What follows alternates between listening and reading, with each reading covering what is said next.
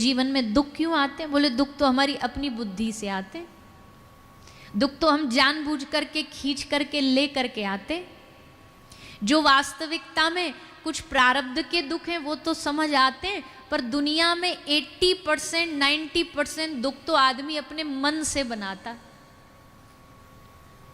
मन से इसलिए बनाता क्योंकि वही स्थिति एक समझदार व्यक्ति के जीवन में आए तो वो स्थिति को भगवान की कृपा सोच करके मुस्कुराएगा, और वही स्थिति किसी साधारण व्यक्ति के जीवन में आए तो वो उसको दुख दुख लेकर के दिन भर परेशान रहेगा। इसका अर्थ है कि स्थिति से सुख दुख नहीं है, व्यक्ति के विचारधारा से, उसके स्वभाव से सुख दुख है।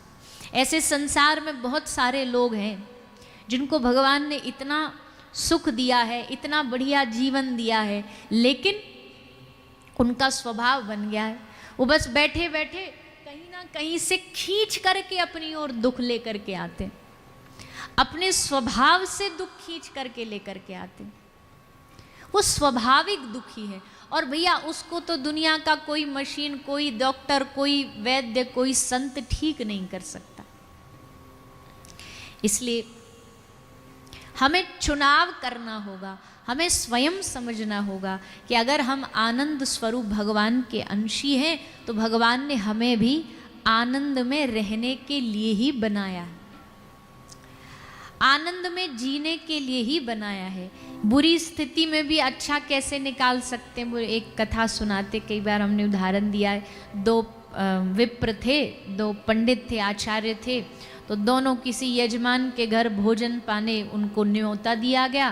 तो दोनों पंडित जी गए, भोजन प्रसादी पा के लौट के आए, तो दोनों के एक्सप्रेशन में बड़ा फर्क, एक बड़ा खुश हंसता प्रसन्न और एक थोड़ा बड़ा परेशान सा, दुखी दुखी सा।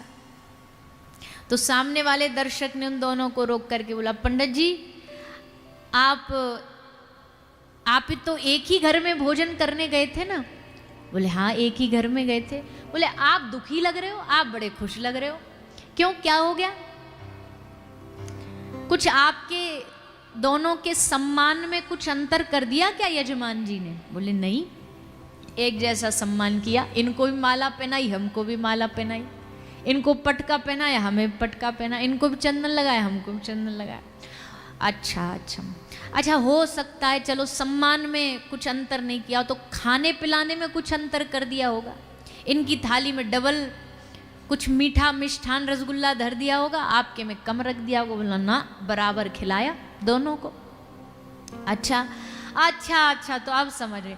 अच्छा, दक्षिणा में अंतर कर दिया होगा, इनको ज़्यादा मिल गई होगी और जो दुखी उनको कम मिली होगी। बोले ना, लिफाफा भी बराबर है, इनको भी 1000 रुपया मिले, हमको भी 1000 रुपया मिले। बोले फिर आप दुखी क्यों? तो दुखी वाले से पूछा, भैया आप दुखी क्यों? दुखी वाला बोला, हमने पता नहीं, हम तो इतना सब सोच के गए थे, बड़ा सेठ है, बड़ा सेठ है, नामी सेठ है, बड़ा धनवान सेठ है, कम से कम हमको 5100 रुपये का लिफाफा तो देगा ही देगा, ये सोच करके गए थे हम। 1100 रुपया मिले तो दुखी हो गए। दूसरे वाले से पूछा, भैया तू इतना क्यों खुश है? बोले हमको पता था सेठ बहुत बड़ा है पर है एक नंबर का कंजूस, हमको इससे 500 रुपया की भी आशा नहीं थी, 1100 मिल गए, हम तो बड़े खुश हो गए। हमको तो ये था 500 का भी लिफाफा नहीं मिलेगा, इसने 1100 दे दिया, हमारे लिए तो यही खुशी की बात। अब बताओ, दोनों के विचार में जिसने जो भाव रखा उसको वैसा सुख और दुख प्राप्त हुआ। तो भैया कहने का मतलब है कि श्री ठाकुर जी आनंद स्वरूप हैं, प्रेम स्वरूप हैं। अगर कोई भगवान के समीप जाता है, भगवान के नज़दीक जाता है, तो भगवान उसको अपना गुण देते हैं। अच्छा, भगवान का एक सबसे अच्छी आदत क्या है? जो उनको भजता है ना, उनको भगवान अपना गुण दे देते हैं, थोड़ा थोड़ा अपना स्वरूप भी दे देते हैं। हमने कईयों को ब्रज में देखा है, श्री जी को कोई भजता है तो कोई गोपी, कोई सखी, तो उनके स्वरूप में भी कुछ उनकी श्री जी की या उनके सखियों की झलक आने लगती है। कोई ठाकुर जी को भजता है तो ठाकुर जी के जैसे संस्कार, गुण, आचार, व्यवहार सब आने लगते।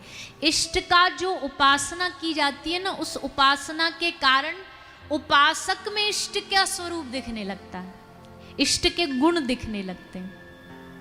राम जी का उपासक बड़ा धीर गंभीर मिलेगा, कन्हैया का उपासक उछलता कूदता मिलेगा, भगवान महादेव का उपासक बड़ा तपस्वी ध्यानी उस गुण के साथ मिलेगा। देवी दुर्गा के जो उपासक होते हैं वो ने जरा भीतर से चाहे कुछ भी हो पर थोड़े नेक आक्रामक से दिखते हैं कि अभी कोई गलत करे तो फरसा निकाल के अभी मार डाले। जो उपासक जिसकी उपासना करता ना, जिस आराध्य की, उसका स्वरूप उसमें आने लगता, उनका स्वरूप आने लगता। और ये तो संसार में भी तो व्यवहार में देखा जाता है। कोई पुत्र पैदा होता, बोला अरे एकदम अपने पिताजी पे गया है, एकदम अपने दादाजी पे गया है, लक्षण भी बिल्कुल उनके जैसे ही हैं। पति पत्नी एक दूसरे के व्यवहार करते करते पता नहीं, पर साइंस कहती है, विज्ञान कहती है कि कुछ वर्षों बाद उनकी शक्ल भी आपस में मैच करने लग जाती है। अब पता नहीं वो उसने कहाँ जन्म लिया, उसने कहाँ जन्म लिया, पर और हमने देखा भी है, कई बार ऐसा देखा, और देखने में बिल्कुल एकदम जुड़वा भाई बहन जैसे लगते हैं। तो वो विज्ञान ने भी कहा है। तो जब संसार के संबंधों में गुण उतर आते हैं, संसार के संबंधों में रूप भी उतर आता है, तो श्री ठाकुर जी का जो उपासक होता है, जो भगवान की उपासना भक्ति करता है, उसमें गुण उतरना, स्वरूप उतरना स्वाभाविक है। तो भगवान का गुण क्या है? भगवान का गुण आनंद स्वरूप है, सत्य स्वरूप है। वो गुण उनको भजने वाले भक्त में भी आने लग जाते हैं। तो भैया हम तो यही कहेंगे, ठाकुर जी हम सब पे कृपा करें कि हमारा जीवन आनंद में बने। कभी भी संतों से जाके हम कहते ये ना मांगो प्रभु सुखी हो जाएं, नहीं नहीं नहीं, प्रभु आशीर्वाद दो कि हमारे जीवन का आनंद बना रहे। एक बहुत पुरानी कहानी भी है। एक बूढ़ी माता, उसके घर में वो एक मुर्गा रखती थी। तो सुबह सुबह 5 बजे मुर्गा का वो बोलने का समय होता था, और पूरे गांव में अकेले उसी के पास मुर्गा था। तो जैसे सुबह वो बोलता, वही उसका बोलने का समय होता, वही सूर्य के उगने का समय होता। तो उसको बड़ा हृदय में घमंड आ गया कि भैया पूरे गांव में हमारे पास मुर्गा है, ये बोले ना तो दिन हो ही ना, सूर्य उदय ही ना हो। इसी घमंड में रहती थी। एक दिन बोली मैं जा रही हूं यहां से, इस गांव को छोड़ करके। उसने सोचा कि मैं जाऊंगी तो ये गांव वालों का तो दिन ही नहीं निकलेगा। ये सोच करके वो उस मुर्गा को लेके अपने किसी दूसरे गांव में चली गई। लेकिन क्या ऐसा हुआ कि अगर उसके वहां से जाने के बाद क्या यहां सुबह नहीं हुई? वहां उसने जाके उस गांव में अपने मुर्गे को रखा। वहां जाकर के जैसे वो सुबह बोला तो वहां सुबह हुई। उसने सोचा पिछले वाले तो मर ही गए होंगे, वहां तो उजाला हुआ ही नहीं होगा। पर भैया बाद में जब उससे पता लगा, पूछने गांव में हालचाल आई, बोले रोज जैसे उगता वैसे ही उग रहा।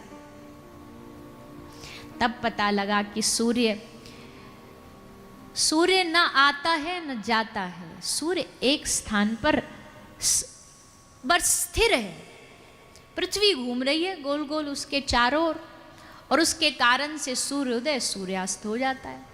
वैसे प्रभु आए और चले गए, ये कहानी कुछ जचती नहीं है, जमती नहीं है।